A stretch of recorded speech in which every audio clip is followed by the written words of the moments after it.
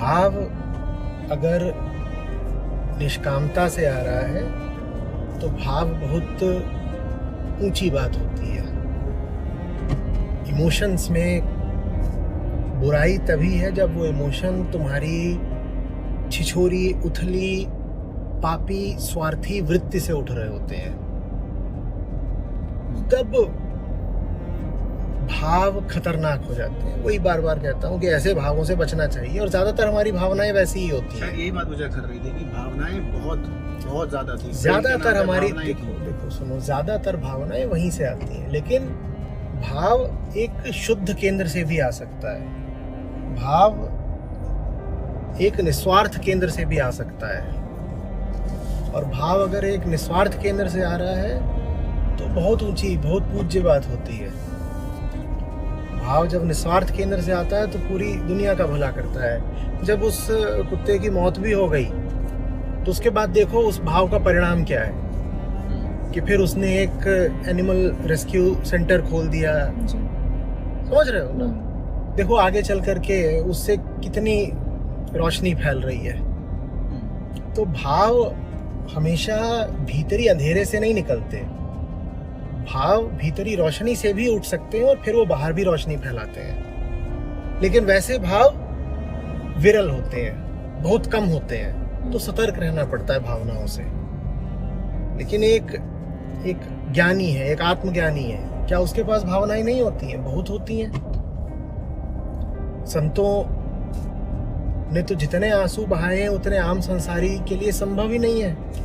रूखा है एक आम संसारी, उसके पास उतनी नमी है ही नहीं। रोए तो संत है, और संत ही आत्मज्ञानी भी है।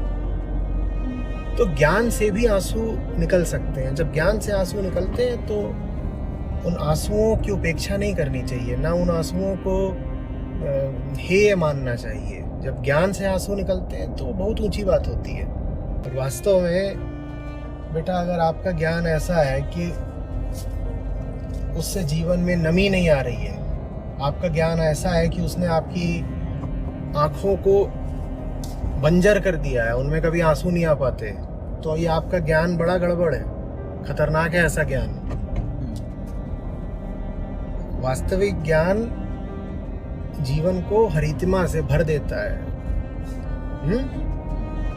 कबीर बादल प्रेम का हम पर बरसा आई, अंतर भीगी आत्मा हरी भई बन राई। सुखिया सब संसार है। बड़े से बड़े जिस ज्ञानी को मैं जानता हूँ वो बात कर रहे हैं प्रेम के बादल के बरसने की। पर फिर जाहिर सी बात है ये वो प्रेम नहीं है जिसको हम आमतौर पर प्रेम कहते हैं। वो जिस प्रेम की बात कर रहे हैं वो दूसरा प्रेम है। वो उस प्रेम से भी ऊंचा है जो आप अभी इस फिल्म में देख कर आ रहे हो। इससे भी ऊंची कोटि का प्रेम है वो। खैर वो तो फिर बहुत दूर की कौड़ी हो जाती है।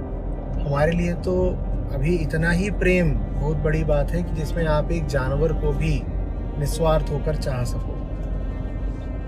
हम इतना गिर गए हैं कि आज हमें प्रेम सीखने के लिए भी पशुओं के पास जाना पड़ेगा, क्योंकि एक जानवर का प्रेम हमारे प्रेम से कहीं बेहतर है। एक जानवर का प्रेम हमारे प्रेम से ऊंचे तल पर होता है। उसमें छल कपट स्वार्थ जरा कम होता है।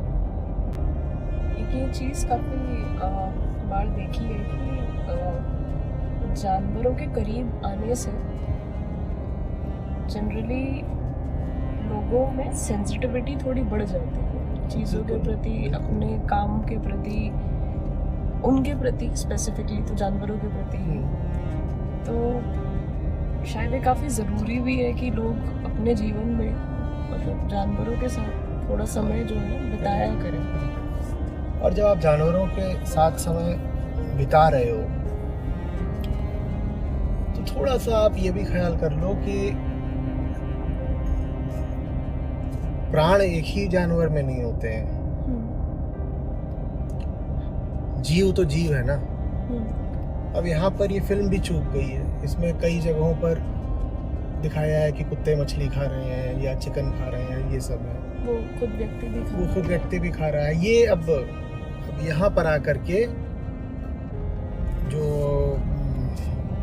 जिस कोटि का यहाँ प्रेम दिखाया है वो फिर रुक जा रहा है। फिर इसके आगे और ऊंचे प्रेम की बात होती है जिसमें आप में इतनी संवेदना जागृत हो गई है कि आप कहें कि मैं ये कैसे कर सकता हूँ कि मैं एक पशु से तो इतना प्रेम दिखा रहा हूँ और दूसरे पशु को मार के खा रहा हूँ।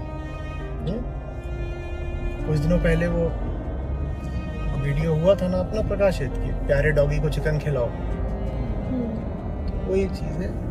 फिर उसके आगे फिर जो काम है वो संतों का, ऋषियों का होता है कि वो आपको और ऊंचे प्रेम की ओर ले जाएं, जहाँ पर ऐसा ही ना हो कि एक जीव से तो आपको प्रेम है और दूसरे जीव को आप मार के खा रहे हो। पर ये था भी क्योंकि स्टार्टिंग में उस तरीके से उसको दिखाया गया था, बट एंड में आते आते जब वो एनिमल रेस्क्यू सेंटर ओपन करता है तो वो स्पेसिफिकली डॉग्स के लिए नहीं था। हाँ, उसमें सब तरह के जीव थे। तो प्रेम ऐसे ही करता है, वो आपको चेतना की एक ऊंचाई से दूसरी तक ले जाता है। जैसे जैसे आपका प्रेम गहराता है ना वैसे वैसे वो फैलता भी है। जैसे जैसे उसमें गहराई आती है वैसे वैसे फैलाव भी आता है। एक जीव से भी अगर आप गहरा और सच्चा प्रेम कर सकें तो आप पाओगे कि जो दुनिया भर के बाकी जीव हैं आपके लिए संभव नहीं रह जाएगा उनके प्रति भी हिंसक रहना। एक कुत्ते से भी अगर आपको सच्चा प्यार हो जाए तो दुनिया भर के बाकी जीवों के लिए भी आप में फिर करुणा आ ही जाएगी। तथ्य देखो तो अगर जानवरों की बात करूँ तो कुत्ता कभी पास आता है तब रोटी डालो, हमारे पास रोटी नहीं तो बहुत समय बाद कुत्ता भी आना बंद कर देता है। दुनिया तो ताकत पे ही चल रही है, जहाँ पर ताकत नहीं रुकती वहाँ पे उसको कोई लाभ तो लगता है। हाँ, पर कुत्ते का प्रेम बिल्कुल आखिरी अल्टीमेट बात नहीं है। जो बात है वो ये है कि कुत्ते का प्रेम उन लोगों के प्रेम से तो बेहतर है ना जिनको अगर रोटी डाल भी दो वो तब भी तुम्हारे साथ कपट करते हैं। उनसे तो बेहतर है। दूसरी बात, कुत्ता आपसे बहुत कुछ नहीं मांगता, बहुत कुछ नहीं मांगता। मालिक अगर भूखा है तो मालिक के साथ भूखा भी सो लेता है बहुत समय तक। ऐसा नहीं है कि आपने उसे रोटी नहीं दी 2 दिन तो वो आपको छोड़कर भाग ही जाएगा। फिल्म में दिखा रहे थे ना कि उसे वो नए घर में भेज देते हैं। ठीक है, नए घर में तो हो सकता है कि बेहतर खाना पीना मिलता हो उसको, बेहतर सुविधाएं चाहे बेहतर नहीं, पर ऐसा होता भी है। आप अपने कुत्ते को किसी दूसरी जगह भेज दो, इतनी आसानी से वो वहाँ पर हाँ एडजस्ट होता नहीं है, भले ही वहाँ उसे बहुत अच्छा खाना पीना मिल रहा हो। ये भी तो हो सकता है कि वो बस एक कंडीशनिंग है जिसको पार करने में थोड़ा समय लगेगा। ऐसी कंडीशनिंग जो निस्वार्थ हो भली है ना, कुछ समय के लिए भी अगर वो तो डेड ही कुछ समय के लिए भी अगर वो निस्वार्थ प्रेम को याद रख रहा है तो वो उस स्थिति से तो बेहतर है ना जहाँ पर वो, जैसा कि इंसानों में होता है कि कोई आपको 2 दिन न याद रखे, या कि 2 दिन याद रखने की बात तो छोड़ो कि कोई आपके द्वारा किए गए उपकार के बदले में आपको शुक्रिया भी ना बोले, शुक्रिया बोलना भी छोड़ दो, आपको छुरा ही मार दे। छुरा ही मार। हाँ, तो उस स्थिति तो कहीं बेहतर है ना कुत्ते का प्रेम। हम नहीं कह रहे हैं कि कुत्ते का प्रेम ऊंचे से परम प्रेम है या कि जो आध्यात्मिक प्रेम होता है उस तल का है, हम ये तो नहीं कह रहे हैं। लेकिन जैसा आपको संसार में लोग मिलते हैं उससे बेहतर दर्शाया गया है इस फिल्म में कुत्ते के प्रेम को, बस इतनी सी बात है। अब उदाहरण के लिए आप किसी को अगर रोटी देते हो तो इससे उसके लिए आवश्यक थोड़ी हो जाता है कि वो पूरे तरीके से अपने आप को असुरक्षित छोड़कर आपकी गोद में सो जाए। वो ये भी तो कह सकता है कि चलो रोटी मिल रही है तो मिल रही है, लेकिन मैं अपनी सिक्योरिटी का तो ध्यान खुद रखूंगा ना। ये जो मुझे रोटी दे रहा है इसका क्या भरोसा, ये कोई गलत आदमी हो तो। मैं असल में दुनिया की जो तथ्य कि दुनिया चलती है ताकत पे, तो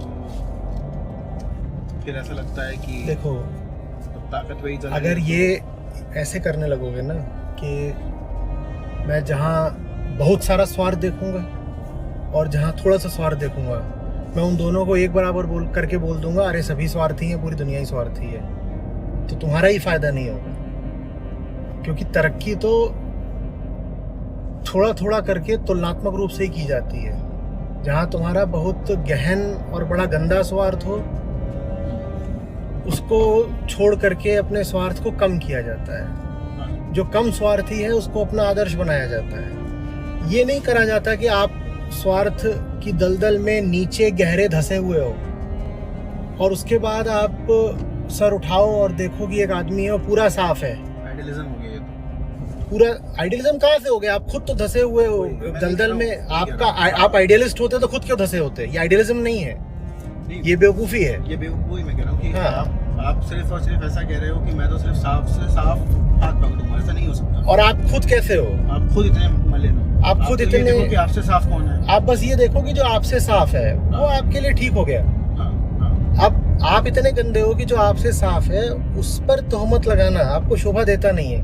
बल्कि ये चालाकी है गंदा रहने की। ये चालाकी है गंदा रहने की कि जो मुझे मिल गया, जिसके कपड़ों पर मुझे कीचड़ का एक छोटा छींटा भी दिख गया तो मैं कहूँगा गंदा तो मैं भी हूँ, गंदा तो वो भी है। ये वैसी सी बात है हाँ। कि परीक्षा हो, किसी के 30% नंबर आए और किसी के 99% नंबर आए, तो 30% वाला तर्क दे 100% तो ना मेरे आए हैं ना उसके आए हैं, तो हम दोनों बराबर हैं। क्योंकि ना उसके 100% आए ना मेरे 100% आए, हम दोनों ही अपूर्ण हैं। मेरे 30 आए, उसके 99 आए, 100 तो किसी के नहीं आए ना, तो 30 और 99 बराबर है। ये तर्क कैसा लगा? तो मतलब बेवकूफी है तो। हाँ, ये तर्क 30 को 30 पर ही रखेगा, बल्कि उसे 25 पर ले आ देगा। तो इसलिए जो अपने से ऊपर हो उस पर आक्षेप लगाने की वृत्ति नहीं रखनी चाहिए। ये करना चाहिए उसे सीखो। हाँ, ये याद रख लो कि उसमें भी कुछ दोष हैं, पर उन दोषों को अगर याद रखोगे तो उस 99 वाले के प्रति तुम में सम्मान बढ़ेगा ही। तुम कहोगे इसका मतलब दोषों से वो भी जूझा है, इसका मतलब जैसे मुझे दोषों से परेशान होना पड़ता है वैसे उसे भी परेशान होना पड़ा है, पर उन दोषों के रहते हुए भी वो 99 तक पहुंच पाया। ये बात उसको और सम्माननीय बना देती है, उसका और विनम्र बना देती है। हाँ, ये बात उस व्यक्ति का महत्व कम नहीं कर देती, ये बात उसका महत्व बढ़ा देती है। आचार्य जी, एक और सवाल मन में उठा है कि प्रेम का मतलब मात्र मीठापन तो नहीं होता ना। ऐसा तो नहीं है कि आपके सामने राक्षस आए या फिर कोई संत आए तो आप एक समान व्यवहार दीजिए कि भैया इसके भी पैर छुए हम उसके भी पैर छुए। जैसे कह गई है कि एक गाल से थप्पड़ खाओ तो दूसरा भी आगे कर दो। तो प्रेम में विवेक का क्या स्थान है? विवेक प्रेम का मतलब ये नहीं होता है कि तुम सबसे मीठा मीठा व्यवहार कर रहे हो। प्रेम वो है जो सच्चाई की ओर ले जाए, मुक्ति की ओर ले जाए। ठीक है? जो सामने वाले की अशुद्धि दूर करके उसकी सच्ची भलाई कर दे, वो प्रेम है। तो आपके सामने अगर कोई आ गया है दुष्ट आदमी, तो उसकी बुद्धि ठिकाने लगाना ही उसकी तरफ प्रेम है। आपके सामने कोई आ गया है जो बिल्कुल बुद्धि भ्रष्ट है, तो ऐसे आदमी को दंड देना भी प्रेम कहला सकता है, क्योंकि दंड देके ही उसका भला होगा। प्रेम क्या है? सामने वाले के प्रति वो व्यवहार जिससे सामने वाले का भला होता हो। अगर उसका भला उसको दंड देने से होता है तो ये भी प्रेम है। समझ रहे हो? जी जी। तो प्रेम का मतलब यही नहीं होता कि मीठा मीठा कर रहे हो। रूखा हो जाने का क्या मतलब है? प्रेमहीन हो जाने का क्या मतलब है? ये बात बहुत ध्यान देने की है। प्रेमहीन हो जाने का मतलब होता है कि अगर मेरे सामने दुष्ट आ रहा है तो मैं उसको दंड भी नहीं दूंगा। मेरे सामने अगर कोई गलत बात बोल रहा है तो मैं उसको ठीक नहीं करूंगा। मैं कहूंगा मरे, इसकी मर्जी। अगर ये जिंदगी में कोई गलत दृष्टिकोण रख रहा है तो अपनी जिंदगी खराब करे, मुझे क्या लेना देना। तो 3 चीजें होती हैं कि आप सामने वाले से मीठा व्यवहार करो, एक होता है आप सामने वाले से कड़वा व्यवहार करो, और एक होता है कि आप सामने वाले को देखो और बोलो मुझे क्या, मैनू की।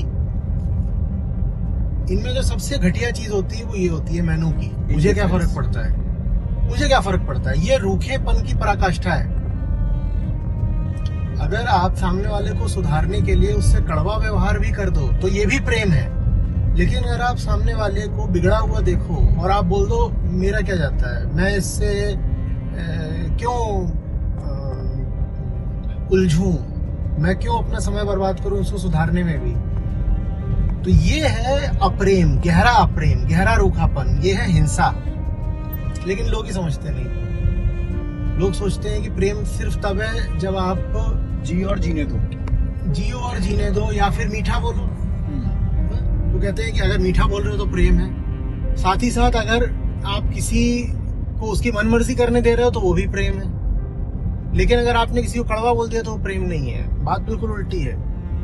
ये बिल्कुल संभव है कि कड़वा बोलने में सबसे ज्यादा प्रेम हो, और ज्यादातर जैसे लोग हैं दुनिया में उनको जरूरत यही है कि उनके साथ कोई कड़वा बोले, और ये प्रेम का बड़ा ऊंचा प्रदर्शन होगा कि आपको कोई मिल जाए जो ये परवाह ना करे कि आपसे उसका रिश्ता खराब तो नहीं हो जाएगा, या आप कहीं उससे नाराज होकर कोई बदला वगैरह तो नहीं लगेंगे, आप कहीं चोट खाकर पलटकर उस पर वार तो नहीं कर देंगे, उसको भी चोट तो नहीं दे देंगे। वो ये सब परवाह ही ना करे। वो कहे कि साहब जो सामने व्यक्ति खड़ा है उसके प्रति मेरी जिम्मेदारी यही है कि अगर वो कुछ गलत कह रहा है या गलत जी रहा है तो मैं उसको टोकूं, सुधारने की नीयत से टोकूं।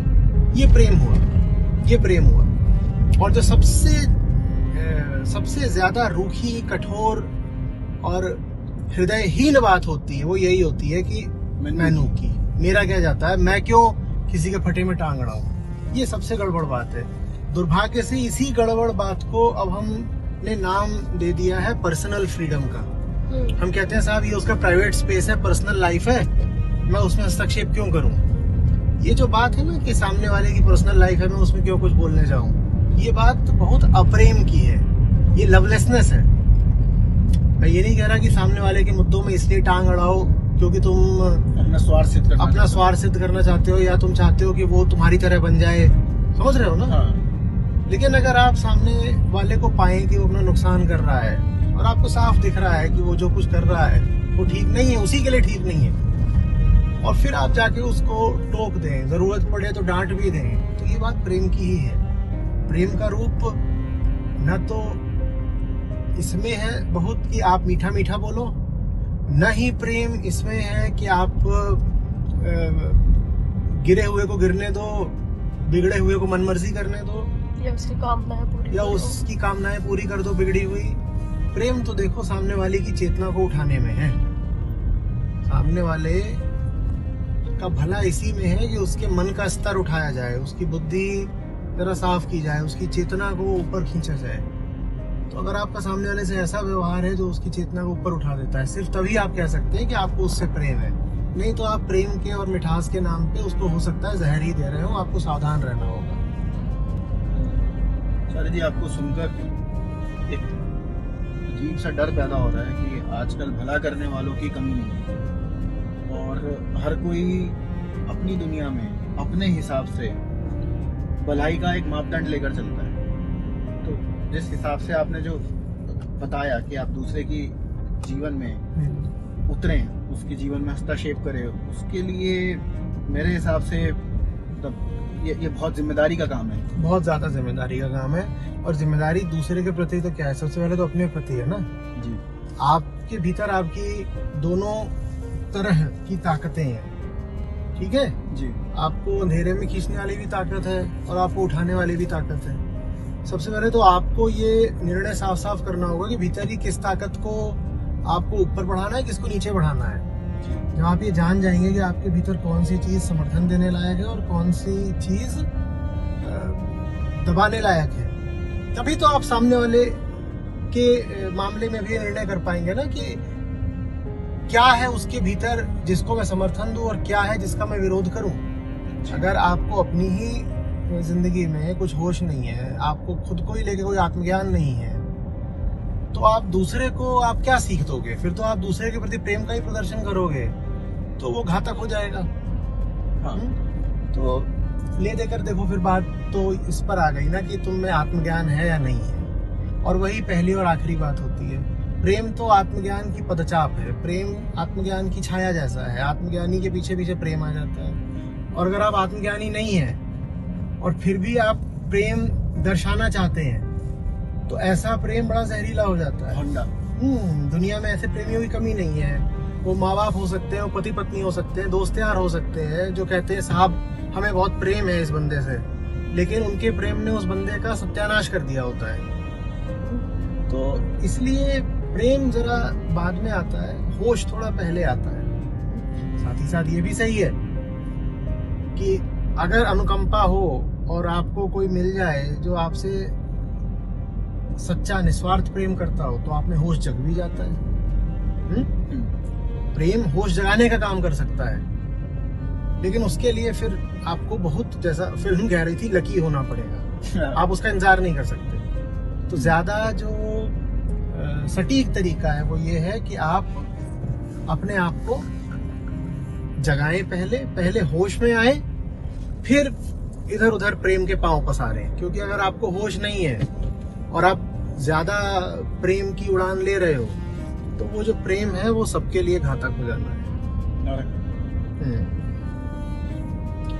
क्या है ना, बहुत लोगों को लगता है प्रेम तो प्राकृतिक है साहब, प्रेम सीखना थोड़ी पड़ता है। और दुनिया में इससे बड़ा झूठ नहीं हो सकता कि प्रेम प्राकृतिक बात है, जिसको आप हो जाता है। हाँ, जिसको आप प्राकृतिक प्रेम बोलते हो वो नर्क है। जो असली प्रेम है वो चेतना की ऊंचाई से आता है, सीखना पड़ता है। जिसको आप प्राकृतिक प्रेम बोलते हो वो तो एक केमिकल रिएक्शन है, वो प्रेम नहीं है, वो गहरा स्वार्थ है और उसमें कष्ट ही कष्ट है, दोनों पक्षों के लिए नर्क है।